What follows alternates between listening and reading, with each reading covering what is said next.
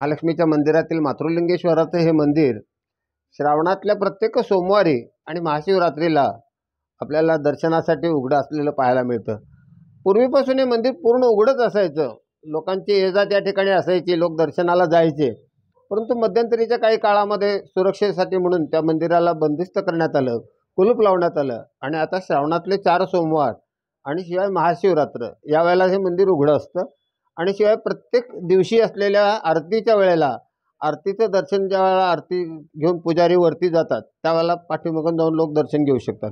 एरवी हे मंदिर वर्षातून फक्त 5च दिवस चालू असतं। आषाढ संपून श्रावणाचा प्रारंभ होतो। श्रावण महिना म्हणजे व्रतवैकल्यांचा महिना। खास करून या महिन्यामध्ये शंकराची पूजा केली जाते।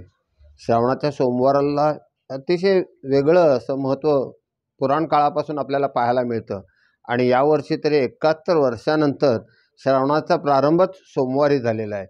त्याच्यामुळे या श्रावणामध्ये आपल्याला 5 सोमवारची संधी मिळणार आहे आणि म्हणून सोमवारी प्रारंभ झालेल्या या श्रावणाचं महादेवाच्या पूजेच्या संदर्भात एक आगळं वेगळं असं वैशिष्ट्य आहे।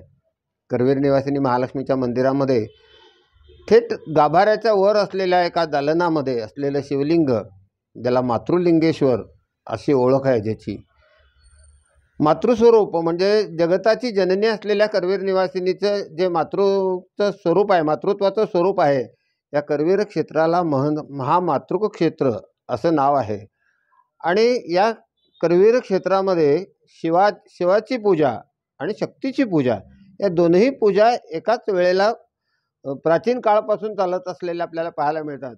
आणि त्यापैकी शक्तीची पूजा ही गाभाऱ्यामध्ये होतच असते, परंतु शिवतत्वाची पूजासुद्धा या मंदिराच्या पहिल्या मजल्यावर असलेल्या शिवलिंगावरती केली जाते।